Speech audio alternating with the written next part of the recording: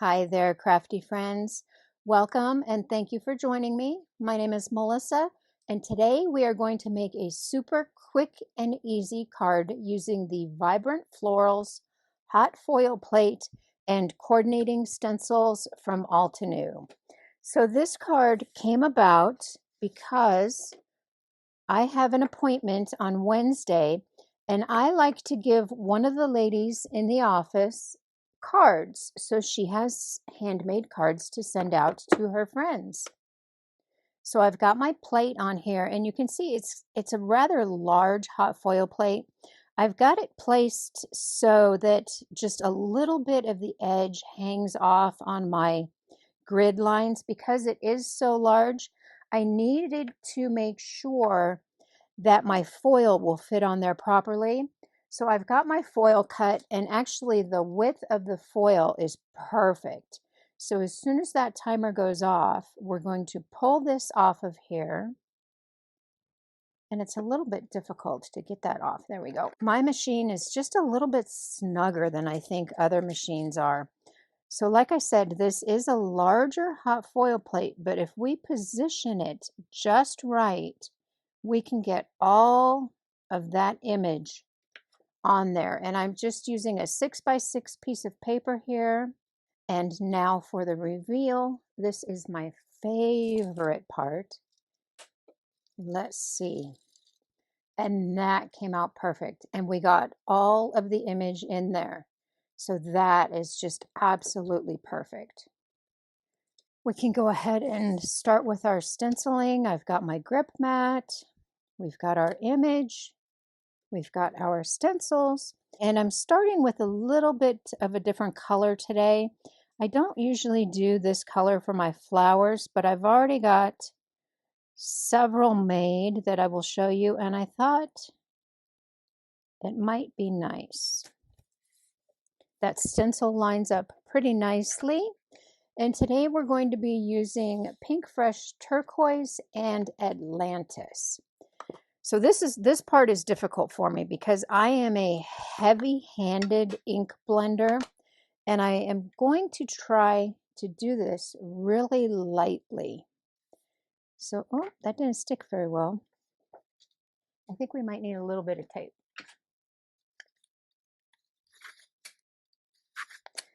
Because the stencil is the same size as the piece of paper that we used. Sorry about that. I was concentrating on lining it up. All right, that should be good. Now it won't go anywhere. So we're starting off with turquoise, and I am going to go as light as I possibly can. Like I said, I have a heavy hand, and I want these to be kind of dainty and feminine. So I am going to try to go super light on this first coat on the turquoise, and then we're going to add in some shading. All right, we've got our first coat of turquoise on there. Now we're going to bring in Atlantis, and this is much darker, so I'm going to be very careful. I want to get shading in there, but I don't want it to be too terribly dark. And we're just concentrating on the bottom, the base of the flower, just like that. And I think that is going to be pretty good. So let's work on our other flowers. There we go. We are done with stencil 1, and that looks beautiful. So we're going to go ahead. We are going to add stencil 2 and do the exact same thing. We're going to start with our turquoise and just go really light.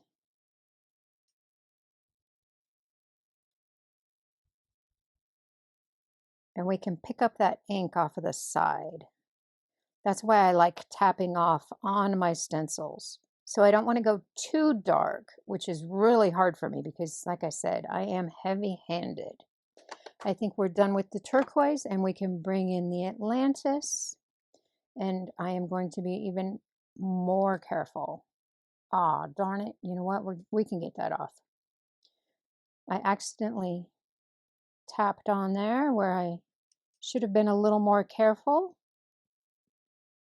And again, we're just concentrating on the base, the center of the flower. Not too heavy, we're just adding color. And you can kind of see through the stencil, so you can match up what you did on the first layer. So let's get this off of there. And right now, before that dries, I want to see if I can get that ink off. I made a mistake and I tapped on that stencil where I shouldn't have, and it's going to come off. Yay! I love these sand erasers. They will fix most mistakes. And that was just me getting a little too aggressive with my blending brush. There we go. Perfect. Nobody will ever know. So now, also on here, there is that little cutout for the center of the flower, and that one goes right there. We're just going to put that there. And for my centers, I used a little bit of warm buff. And we're just going to swirl that around in there just to give it a little bit of shading. Just like that.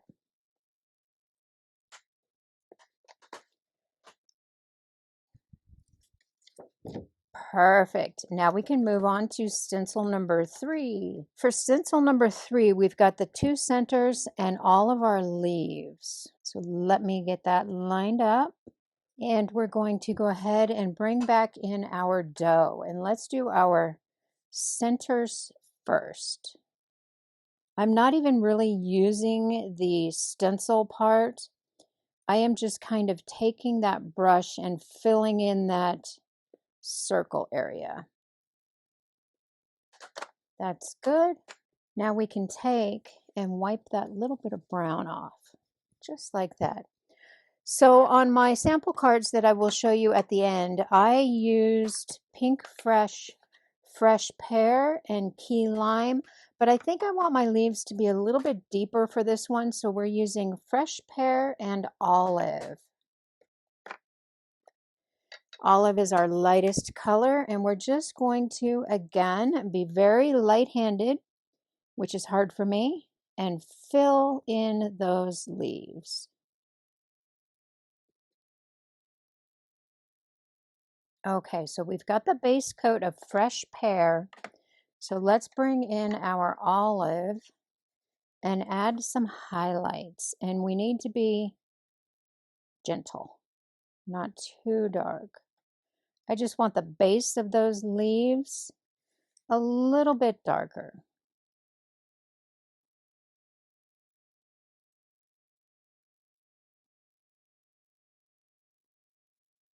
Just shading at the base of the leaves.